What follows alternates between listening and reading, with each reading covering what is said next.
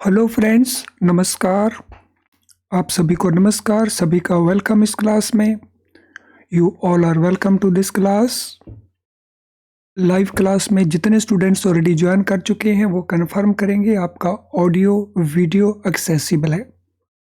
All students in the live class who have already joined, please confirm quickly your audio video is accessible, it is okay with you. So कर दीजिए confirm quickly. तो चलें शुरू करते हैं आज का डिस्कशन। आज का हमारा डिस्कशन रिमिटेंस फैसिलिटीज के ऊपर है, जिसको हम कंटिन्यू कर रहे हैं from the previous sessions. Friends, ये हमारी बेस बिल्डिंग क्लासेस हैं, जिसमें हम पहले कॉन्सेप्ट को और उसके बाद उनसे रिलेटेड क्वेश्चंस उनको हम डिस्कस करते हैं, सो दैट आपके जो फंडास हैं वो एकदम क्लियर हो और फिर कोई भी क्वेश्चन पूछा जाए आप उसको आसानी से आंसर कर सको। तो चलिए शुरू करते हैं आज का ये सेशन। Outward remittances. सो अगर हमने रेमिटेंसेस भेजनी है आउटसाइड द कंट्री, तो उससे रिलेटेड फेमा में क्या क्या रूल्स हैं, आरबीआई की नोटिफिकेशंस, आरबीआई के रूल्स क्या क्या हैं, तो इनको हम यहाँ पे अंडरस्टैंड करने की कोशिश करेंगे। Release of foreign exchange by authorised dealers to persons resident in India is governed by Foreign Exchange Management Current Account Transaction Rules 2000. These rules classify current account transaction in 3 categories. तो जब authorised persons, authorised dealers release करते हैं foreign exchange को, FX stand for foreign exchange, तो इनका जो release है to resident persons in India, तो इसको गवर्न कौन से रूल करते हैं? इसको गवर्न करते हैं foreign exchange management current account transaction rules 2000। और ये रूल्स करंट अकाउंट ट्रांजैक्शन को 3 कैटेगरीज में सेग्रीगेट करते हैं। लेट अस सी ये 3 कैटेगरीज कौन सी हैं। सो फर्स्ट कैटेगरी है शेड्यूल 1 कैटेगरी करंट अकाउंट के अंदर। सो इसमें जो भी ट्रांजैक्शन है दे आर एक्सप्रेसली प्रोहिबिटेड, यानी इन ट्रांजैक्शन के लिए कोई फॉरेन एक्सचेंज कंट्री के बाहर नहीं भेजा जा सकता। शेड्यूल टू ट्रांजैक्शंस वो ट्रांजैक्शंस हैं which are allowed with prior approval from concerned ministry और department of government of India. तो शेड्यूल 2 की जो ट्रांजैक्शन है वहाँ पे गवर्नमेंट ऑफ इंडिया का कोई मिनिस्ट्री या कोई डिपार्टमेंट जब तक परमिट नहीं करेगा तब तक ये ट्रांजैक्शंस के लिए हम फॉरेन एक्सचेंज रिलीज नहीं कर सकते अथॉराइज्ड डीलर्स। शेड्यूल 3 की transaction which are allowed by RBI through authorised dealers up to specified threshold ceiling. तो ये वो ट्रांजैक्शंस हैं जिनके लिए रिजर्व बैंक ऑफ इंडिया ने अथॉराइज्ड डीलर्स को अपनी पावर्स को डेलीगेट किया हुआ है कि इस अमाउंट तक आप ये रेमिटेंसेस अलाउ कर सकते हैं, उसकी थ्रेश होल्डिंग है। अगर कोई अमाउंट इन थ्रेश होल्डिंग से ऊपर भेजना है तो फिर RBI permission will be required. So with in these threshold limits, no permission from RBI is required. Authorized dealers at their level can do it. Beyond that, there is RBI approval requirement. तो हमारी ये 3 तरह की transaction हो गई current account transaction के अंदर। We are not talking about capital account transactions. Schedule 1 not possible, schedule 2 possible with the government of India's permission, schedule 3 possible with the RBI permission, and RBI is given some powers to authorized dealers. Beyond that, RBI permission will be required. Now, prior approval is not required for making remittances of fund out of funds in. वो funds अगर कहाँ पे available हैं तो उसके लिए prior approval की ज़रूरत नहीं रहती। तो देखें तो वो फंड्स कहाँ कहाँ हैं जिनके लिए परमिशन की ज़रूरत नहीं है। रेजिडेंट फॉरेन करेंसी अकाउंट्स, अगर कोई मनी इन अकाउंट्स में पड़ा हुआ है, रेजिडेंट फॉरेन करेंसी अकाउंट्स, इन अकाउंट्स को कौन ओपन करता है? इनको ओपन करता है अर्स्ट वाइल NRI, जो पहले NRI था लेकिन अब वो रेजिडेंट बन गया है, हम उसको कहते हैं अर्स्ट वाइल NRI, या रिटर्निंग इंडियंस भी हम उनको कहते हैं। तो वो अकाउंट ये ओपन कर सकते हैं। तो उस अकाउंट में पड़े हुए पैसे के लिए कोई परमिशन की जरूरत नहीं for any amount. Then exchange earners foreign currency account, जो EEFC अकाउंट्स हैं। EFC अकाउंट कौन ओपन कर सकते हैं? तो ये जो रेजिडेंट एक्सपोर्टर्स हैं, जो एक्सचेंज अर्न करते हैं, इसमें एंटिटीज भी हो सकती हैं, इसमें इंडिविजुअल्स भी हो सकते हैं। तो इस अकाउंट से भी पैसे को बगैर किसी परमिशन के up to any amount remit किया जा सकता है। For transactions covered under schedule 2(3), remittance beyond threshold ceiling require prior approval of RBI। तो ये ऑलरेडी हमने यहाँ पे डिस्कस कर दिया था कि अगर थ्रेशोल्ड से बियॉन्ड है वैल्यू ऑफ द ट्रांजैक्शन तो फिर RBI की प्रायर परमिशन की ज़रूरत पड़ेगी। तो आई होप यहाँ तक ने हमने हर चीज़ को अच्छे से अंडरस्टैंड कर लिया होगा। अगर आपका कोई क्वेश्चन है तो आप उसे इस वीडियो के कमेंट बॉक्स में टाइप कर देना and I will suitably answer that question. तो चलें अब हम इसके अगले पार्ट को कवर करते हैं। Transaction which can be permitted by AD dealers under schedule 3। Schedule 3 की ट्रांजैक्शंस कौन कौन सी हैं जो अथोराइज्ड डीलर अपने लेवल के ऊपर परमिट कर सकते हैं with in a particular threshold. तो चलिए देखते हैं वो ट्रांजैक्शन कौन कौन सी हैं। Individuals can avail of foreign exchange facility during a financial year for following purposes with in limit of $250,000 only prescribed under LRS, liberalized remittance scheme। So schedule 3 जो है तो उसमें LRS लिबरलाइज रेमिटेंस जो current account के लिए भी possible है और कैपिटल अकाउंट के लिए भी पॉसिबल है, लेकिन यहाँ पे हम बात कर रहे हैं केवल करंट अकाउंट की, बिकॉज शेड्यूल 3 किसका है? करंट अकाउंट का शेड्यूल है।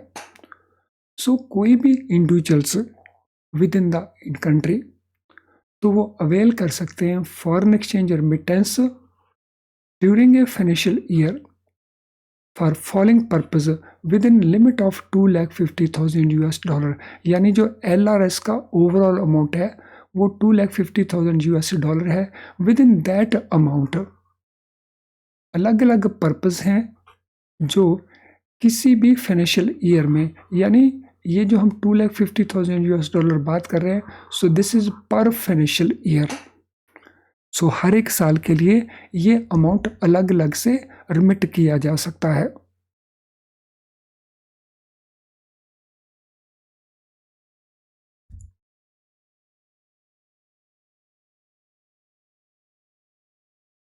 Any remittance beyond this limit requires RBI approval, यानी $250,000 से ऊपर अगर वो अमाउंट चला जाए तो then RBI permission shall be required. Private visit to any country except Nepal and Bhutan, अगर हमने पर्सनली प्राइवेटली किसी कंट्री को विजिट करना है, एज ए टूरिस्ट जाना है या अदरवाइज जाना है, नेपाल और भूटान को छोड़ करके, बिकॉज नेपाल एंड भूटान के लिए फॉरेन एक्सचेंज की रिमिटेंसेज पॉसिबल नहीं है, दे आर रिस्ट्रिक्टेड। देन हमने गिफ्ट करना है किसी को या हमने अमाउंट को डोनेट करना है, तो for that purpose also $250,000 are available per financial year. Going abroad for employment, अगर हमने कंट्री के बाहर जाना है एम्प्लॉयमेंट पर्पस के लिए तो भी up to this amount the money can be used. Immigration, अगर हमने परमानेंटली कंट्री के बाहर सेटल होना है जिसको हम कहते हैं इमिग्रेट कर लेना, तो इमिग्रेशन के लिए also $250,000 these can be used. these can be remitted. Maintenance of close relatives. अगर हमारे close relatives outside country stay करते हैं और उनका जो मेंटेनेंस का एक्सपेंसेस है वो हम सपोर्ट करते हैं, तो for that purpose also this money can be remitted. Then travel for business purpose. अगर हम बिजनेस करते हैं, उस पर्पज के लिए ट्रैवल करना है और we have to attend some conference और there is some specialized training और मेडिकल एक्सपेंसेस को हमने मीट करना है, या हमने मेडिकल चेकअप करवाना है अब्रॉड, या for accompanying as attendant to a patient going abroad for medical treatment और चेकअप. तो इन सभी के लिए भी individually it can be up to $250,000 per financial year. Expenses in connection with medical treatment abroad. So अगर हमने मेडिकल ट्रीटमेंट करवाना है आउटसाइड द कंट्री, उससे रिलेटेड एक्सपेंसेस के लिए भी this much amount can be incurred remitted. Friends, ये ध्यान रखना है 250,000 for each of these can be remitted, लेकिन on consolidated basis also maximum amount will be $250,000 only. For example, अगर हम प्राइवेट विजिट के लिए इनकर कर रहे हैं $75,000, तो जो बाकी हमारी रिक्वायरमेंट्स हैं उनके लिए हम बाकी बचा हुआ पैसा ही, यानी $250,000 में अगर हमने इस एक पर्पज़ के लिए इतना अमाउंट यूज़ कर लिया, तो बाकी हमारे पास बचेगा 175. इसमें से लेट अस से क्लोज रिलेटिव की मेंटेनेंस के लिए हमने यूज़ कर लिया 1 लाख, तो बाकी हम यूज़ कर सकेंगे 75,000. यानी हम इंडिविजुअली किसी भी एक के ऊपर we can go up to 250,000, लेकिन कंसोलिडेटेड बेसिस के ऊपर भी जो ओवरऑल टोटल होगा फॉर ऑल ऑफ दीज, तो वो भी $250,000 से ज़्यादा नहीं होगा.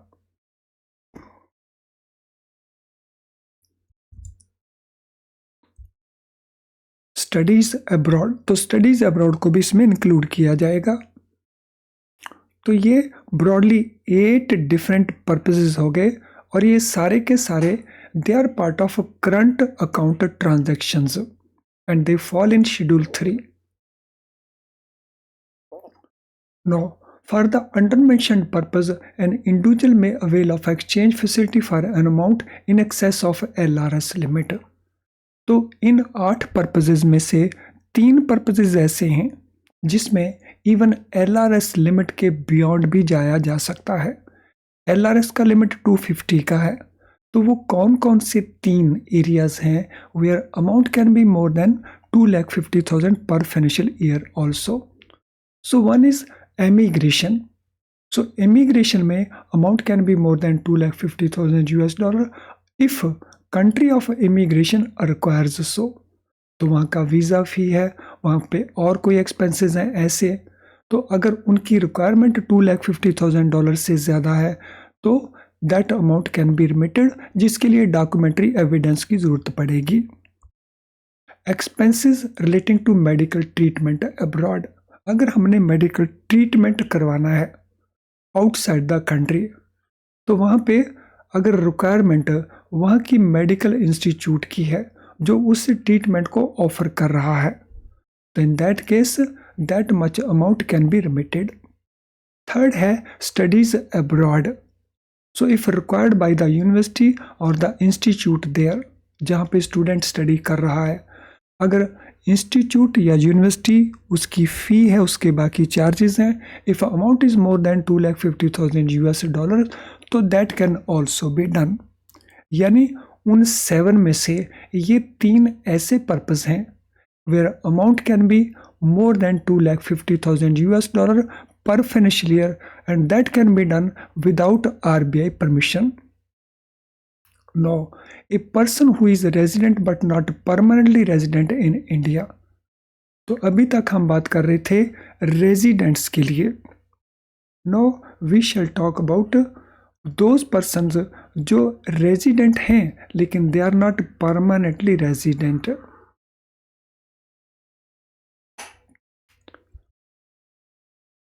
तो a person who is resident but not resident in India and is a citizen of foreign state other than Pakistan, तो वो किसी फॉरेन स्टेट का सिटीजन है, लेकिन पाकिस्तान वालों के ऊपर ये रूल एप्लीकेबल नहीं होंगे because they have to seek RBI permission.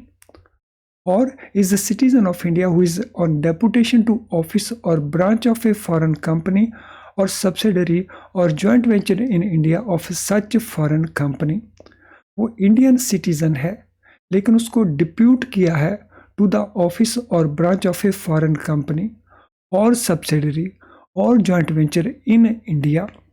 अगर किसी फॉरेन कंपनी की ब्रांच है इन इंडिया, अगर किसी फॉरेन कंपनी की सब्सिडरी है इंडिया में या जॉइंट वेंचर है इंडिया के अंदर, तो उसमें अगर कोई इंडियन सिटीजन ऑन डेपुटेशन है, they can make remittances up to net salary. तो इन केसेस में जो वो रिमिटेंस करेंगे, जो उनकी नेट सैलरी है, तो उस अमाउंट तक वो रिमिटेंस कर सकते हैं। फ्रेंड, इससे पहले कि हम अगले पार्ट को कंप्लीट करें, दिस इज इम्पॉर्टेंट इंफॉर्मेशन। क्या आप अपना प्रेपरेशन IIBF बुक्स को यूज करके कर रहे हैं? अगर ऐसा है तो आपके सामने कुछ इश्यूज हो सकते हैं। For example, these books are difficult to understand. इन बुक्स में जो कुछ लिखा गया है, जैसे लिखा गया है, उसको अंडरस्टैंड करने में आपको डिफ़िकल्टी आती है। आप बार बार पढ़ते हैं, फिर भूल जाते हैं, फिर पढ़ते हैं। As a result you have to spend lot of time, और टाइम आपके पास प्रॉब्लम है because whole day you are working in a bank. Then आप प्रैक्टिस करना चाहते हैं क्वेश्चंस की। बुक्स के हर चैप्टर के पीछे क्वेश्चंस तो दिए हैं, लेकिन बहुत थोड़े क्वेश्चंस हैं, जिससे हमें लगता है प्रॉपर प्रैक्टिस नहीं हो रही। अगर आप इस प्रकार की प्रॉब्लम्स फेस कर रहे हैं तो इसका सॉल्यूशन है हमारे बेस्ट क्वालिटी लो प्राइस्ड वीडियो लेसन्स। बहुत ही कम प्राइस के ये वीडियो लेसन्स हैं। इन वीडियो लेसन्स में जो कुछ भी हम आपको समझाते हैं कॉन्सेप्ट को, कॉन्सेप्ट को हम बहुत ईजी करके समझाते हैं, जिससे आपको अंडरस्टैंड करने में डिफ़िकल्टी नहीं आती और आप बहुत देर तक उसको रिटेन कर पाते हैं और आप बहुत क्विकली उनको अंडरस्टैंड कर सकते हैं, जिसके कारण आपका टाइम का बहुत सारा सेविंग होता है और उसके बाद आप अपने पूरे सिलेबस को कवर कर पाते हैं। इसके अलावा हमारा जो क्वेश्चन बैंक है, हमारे क्वेश्चन बैंक में आपको मल्टी चॉइस क्वेश्चंस अवेलेबल रहते हैं, जिसमें अगर आप प्रैक्टिस करेंगे तो lot of practice you can do, जिससे आपके फंडास और इम्प्रूव होंगे। एग्ज़ाम के जस्ट पास जा करके मेमोरी रिकॉल्ड क्वेश्चंस, यानी पिछले सालों से रिलेटेड क्वेश्चंस जो पूछे जाते हैं, तो वो भी हम अवेलेबल करवाते हैं। तो अगर इतना कुछ अवेलेबल है तो ये आपके पास होने की जो पॉसिबिलिटीज़ हैं उनको बहुत इम्प्रूव कर देता है। ये अवेलेबल है हमारी ऐप के थ्रू या हमारी वेबसाइट के थ्रू। तो हमारी वेबसाइट को लॉगिन करें और लॉगिन करके आप इन फैसिलिटी को यूज़ करें। तो चलिए अब हम चलते हैं अगले पार्ट के ऊपर। नेक्स्ट पार्ट है issue of international credit cards और इंटरनेशनल डेबिट कार्ड्स। इनसे रिलेटेड रूल्स क्या हैं? इंटरनेशनल क्रेडिट कार्ड है, पहले लेते हैं हम। Restrictions contained in FEMA are not applicable to ICC issued by overseas banks and other reputed agencies used by residents for expenses while on a visit outside country। जो FEMA की restrictions हैं वो international credit cards के ऊपर applicable नहीं है, लेकिन ये इंटरनेशनल क्रेडिट कार्ड इशू कौन करेगा? अगर ओवरसीज बैंक्स हैं या दूसरी एजेंसीज हैं रिप्यूटेड, तो ध्यान रखना है इंडियन बैंक्स नहीं, नॉट बैंक्स इन इंडिया, तो these are issued by overseas banks. और रेजिडेंट्स इनको कार्ड्स को यूज करते हैं for expenses purpose when they are away on a visit outside India. Country के बाहर जब वो विजिट के ऊपर हैं तो वहाँ जो एक्सपेंसेस वो इनकर करेंगे तो वहाँ उसके ऊपर ICC के ऊपर FEMA एप्लीकेबल नहीं बनेगा।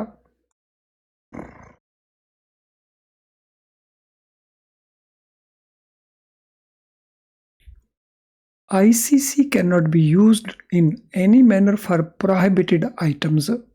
So जो prohibited items हैं यानी शेड्यूल 1 की जो items हैं उनमें से किसी भी पर्पस के लिए ICCs को यूज नहीं किया जा सकता। सो प्रोहिबिटेड आइटम्स में जैसे लॉटरी टिकट्स हैं, बैंड और प्रेस गाइड मैगजीन्स हैं, पार्टिसिपेशन है in sweepstakes, payment for call back services etcetera. तो इनके लिए आईसीसी को या हम यूज़ नहीं कर सकते when we are abroad. use of ICC for payment in foreign exchange in Nepal and Bhutan, so that is also not permissible क्योंकि इंडियन रेजिडेंट नेपाल या भूटान में फॉरेन करेंसी में किसी भी प्रकार का कोई भी रेमिटेंस या एक्सपेंसेस इनकर नहीं कर सकते। तो इंटरनेशनल क्रेडिट कार्ड के बाद अब हम बात करते हैं इंटरनेशनल डेबिट कार्ड्स की। एडी बैंक्स में issue आईडीसीज to resident for drawing cash or making payment to a merchant establishment overseas during his visit abroad. So जो अथॉराइज डीलर बैंक्स हैं वो आईडीसी इशू कर सकते हैं रेजिडेंट्स को, ताकि residents outside the country when they are on visit abroad तो वहाँ से वो कैश विड्रॉ कर सकें और मर्चेंट इस्टेब्लिशमेंट जो आउटसाइड द कंट्री हैं उनको वो पेमेंट कर सकें। IDCs can be used only for permissible current account transactions and within the limits as mentioned in the schedules to the rules. तो जब वो IDC को यूज करेंगे तो वो permissible current account transactions के लिए ही करेंगे ये, और वो भी within the limits जो ऑलरेडी उस शेड्यूल में रूल्स में हमने अंडरस्टैंड कर चुके हैं। Now, redemption of unutilized balance on prepaid travel cards. अगर हमारे पास प्रीपेड ट्रैवल कार्ड्स हैं तो उनमें जो अनयूटिलाइज्ड बैलेंस है उसका जो रिडेम्पशन है वो क्या है, उसका मैनर क्या रहेगा। Resident Indians who purchase travel cards are allowed refund of unutilised foreign exchange balance only after 10 days from date of last transaction. तो रेजिडेंट्स के पास अगर कोई प्रीपेड ट्रैवल कार्ड है जो उन्होंने परचेज किया था उसमें अगर कोई बैलेंस है तो उसका रिफंड पॉसिबल है, और जो भी अनयूटिलाइज्ड अमाउंट होगा उसके लिए, लेकिन उसका टाइम पीरियड क्या है, only after 10 days from date of last transaction. देखिए कितने सारे क्वेश्चंस बन रहे हैं, हर एक लाइन में कोई ना कोई क्वेश्चंस हमें अवेलेबल है। Authorised person shall redeem unutilised balance immediately upon request subject to retention of small balance not exceeding $100 for meeting any pipeline transaction. तो अथोराइज्ड पर्सन रिडीम कर सकते हैं अनयूटिलाइज्ड बैलेंस को इमीडिएटली। अगर कस्टमर रिक्वेस्ट करता है कि थोड़ा सा बैलेंस, स्मॉल बैलेंस जो मैक्सिमम $100 होगा वो उसमें छोड़ दिया जाए, क्योंकि अगर उसने पाइपलाइन ट्रांजैक्शन की है, अगर कोई ऐसी ट्रांजैक्शन वो कर चुका है कस्टमर तो जिसका पैसा अभी उसने पे करना है अप टू $100, तो दैट ऑल्सो इज पॉसिबल। तो यहाँ तक हमने कवर किए हमारा बेसिक्स। अब हम बात करेंगे क्वेश्चंस की। तो इससे रिलेटेड क्वेश्चंस क्या क्या हमारे बनते हैं। First question, what is condition for converting unspent Indian currency into foreign currency held by non residents departing from India according to what we have read. जो कुछ हमने पढ़ा है उसके मुताबिक कौन सी वो कंडीशन है कि अनस्पेंट इंडियन करेंसी को हम फॉरेन करेंसी में कन्वर्ट कर सकते हैं। जो नॉन रेजिडेंट जब इंडिया से बाहर जाता है तो वो कन्वर्जन करवा सकता है। Only if amount is up to ₹10,000, only if valid encashment certificate is produced, both A and B या neither A nor B.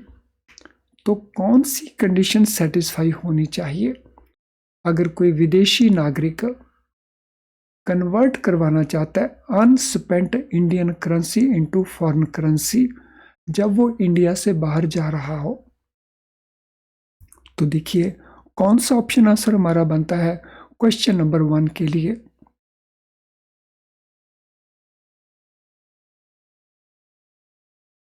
So what is the answer?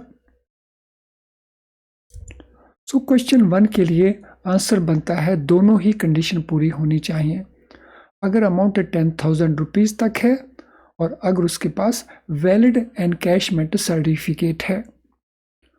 Under what circumstances can unspent rupee be converted into foreign currency without encashment certificate?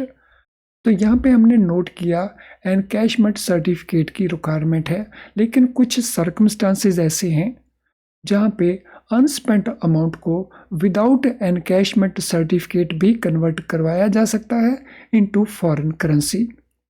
Any amount without A certificate if departure is with in 7 days, only if amount is up to rupees 10,000 without a certificate, only if amount is up to 50,000 without a certificate, both A and B।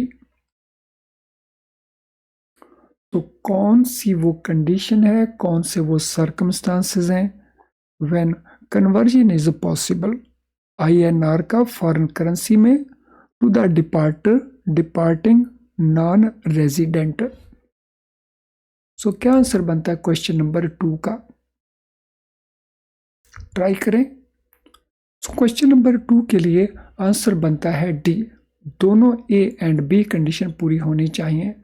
एक तो जो departure है वो with in 7 days होना चाहिए, यानी आने वाले 7 days के with in.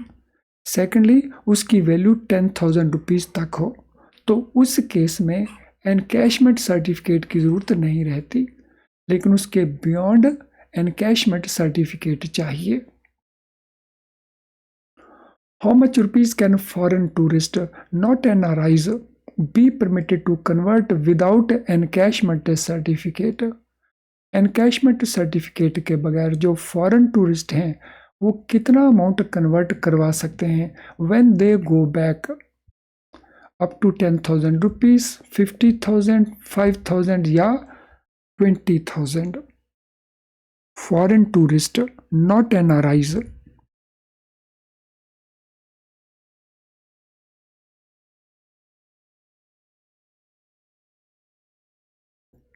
So how much is that amount? That amount is up to rupees 50,000। 50,000 रुपए तक वो ऐसा कर सकते हैं। कौन? Foreign tourist who are not having encashment certificate।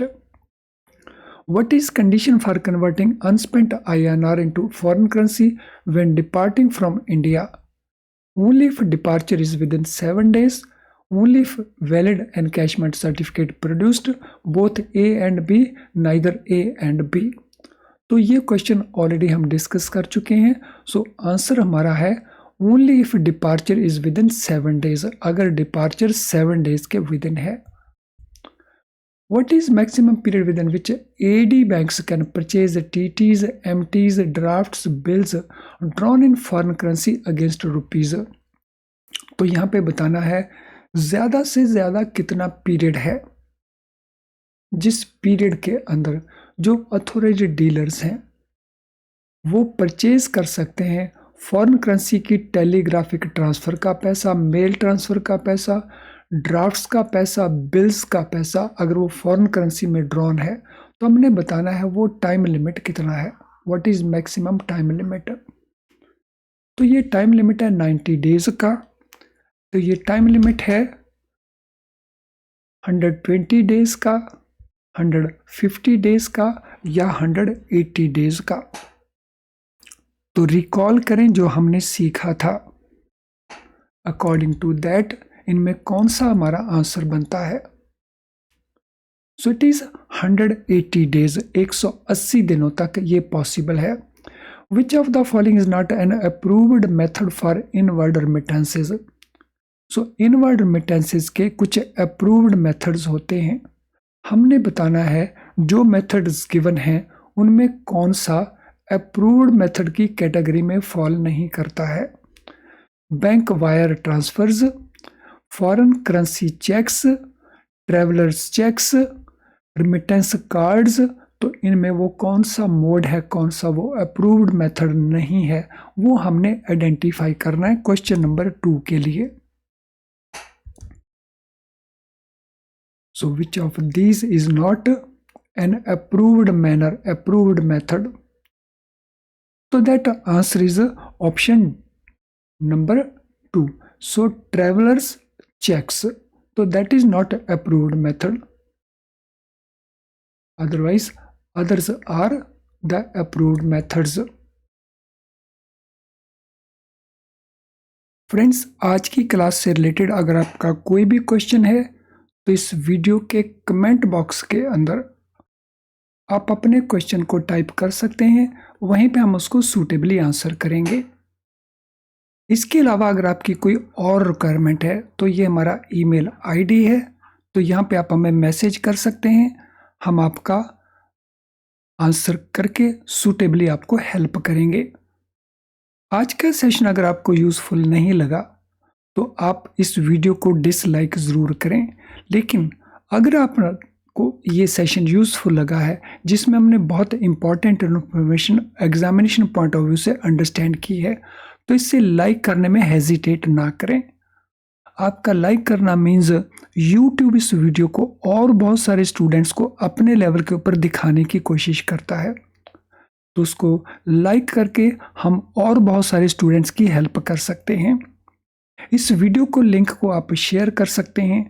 Channel अगर आपने सब्सक्राइब किया लेकिन बेल आइकन को पुश नहीं किया तो आपको हमारे नोटिफिकेशंस नहीं मिल रहे होंगे, इसीलिए चैनल को सब्सक्राइब कर लें और वो भी बेल आइकन के साथ, ताकि हमारे सारे नोटिफिकेशन आपको ऑन टाइम मिले और आप किसी भी क्लास को मिस ना करें।